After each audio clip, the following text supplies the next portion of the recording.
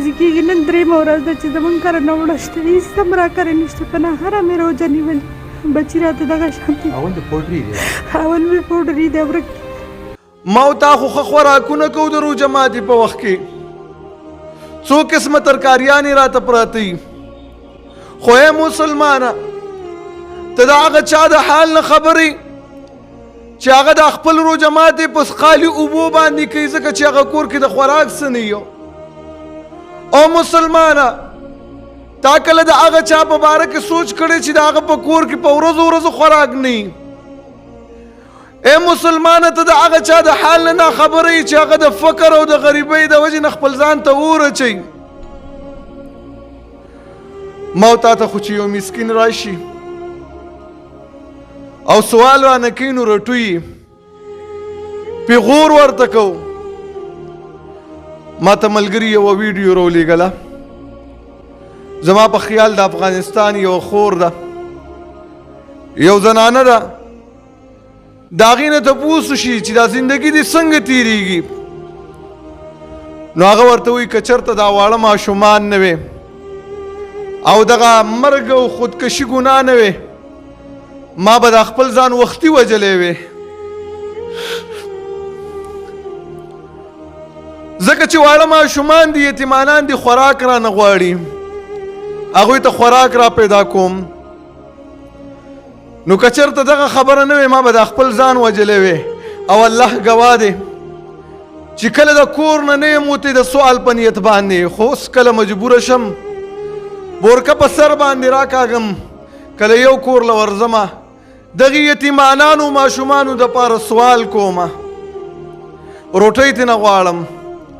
ډېر خلک مې ورټي، پیغور راته کوي چې زه مړه ستاسو خو اوله یو ورځ نه ده چې تاسو رالګئ او سوال کوئ، دا خو روزانه تاسو کوئ. ډېر خلک داسې دي چې د فقر او د غریبۍ د وجې نه خپل بچي خرڅ کړي، خپل د زړه غوښې خرڅ کړي چې یاره لږ خوراک راته میلو شي. نو ما تا نه به رب العالمین تپوس نه کوي چې دومره دروند دسترخوان ته ناست یو او کله م سوچ کې د دغې فقیر او د دغې غریب او د دې مسکین خیال را نغلو چې هغه به په نهره باندې هغه به د خپله روژه په اوبو سره ماتوي. 12 میاشتې یا 10 میاشتې به کېږي دغسې له کوره وتلل، ډېرې سختې مجبورې ورځې، دا چېرته تللی وو؟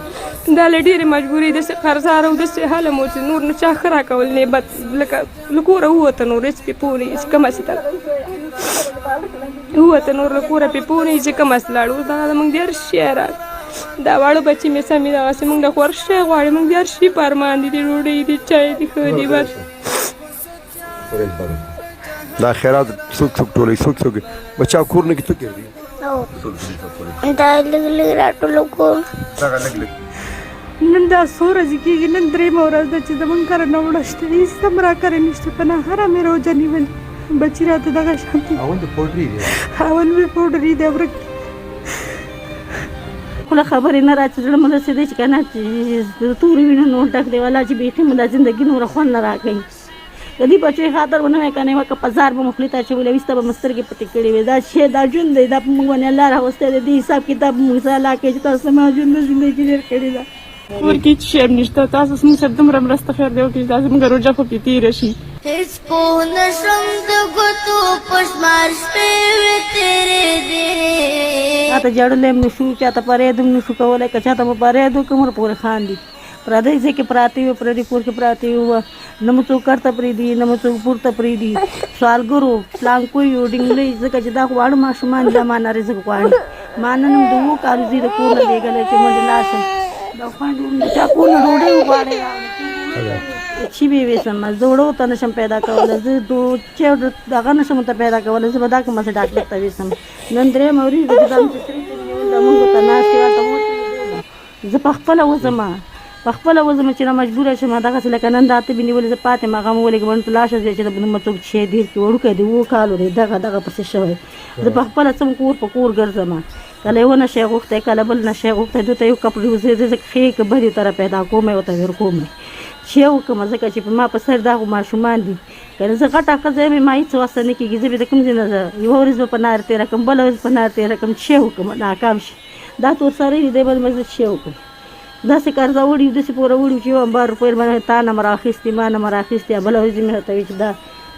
تاسو نه شي لنډولی ته به کله ما ته لنډوې ما ته به تېتې شي نه لنډې کړې دا جلۍ پکې راکړه ما ورته دا به زه څنګه وکړم چې په تا ته زه په پور کې اوس جلۍ تېر کړم دا مسلماني ده دغه خیال دی ورونو تاسو ښه نه وښیي ګورې نور به تاسو څه وایه نور په دې خوله خبرې نه را چې زړه مې رسېدی چې که نه چې تورې وینو نور ډک دی والله چې بیخي مې دا زندګي نوره خوند نه راکوي د دې بچو خاطر به نه وای که نه وکه په زار به مو خولې ته اچولې ویسته به مو سترګې پټې کړې وې دا شی دا ژوند دی دا په موږ باندې الله راوستی دی دې حساب کتاب موږ سره الله کوي چې تاسو زما ژوند نه زندګي ډېر کړې ده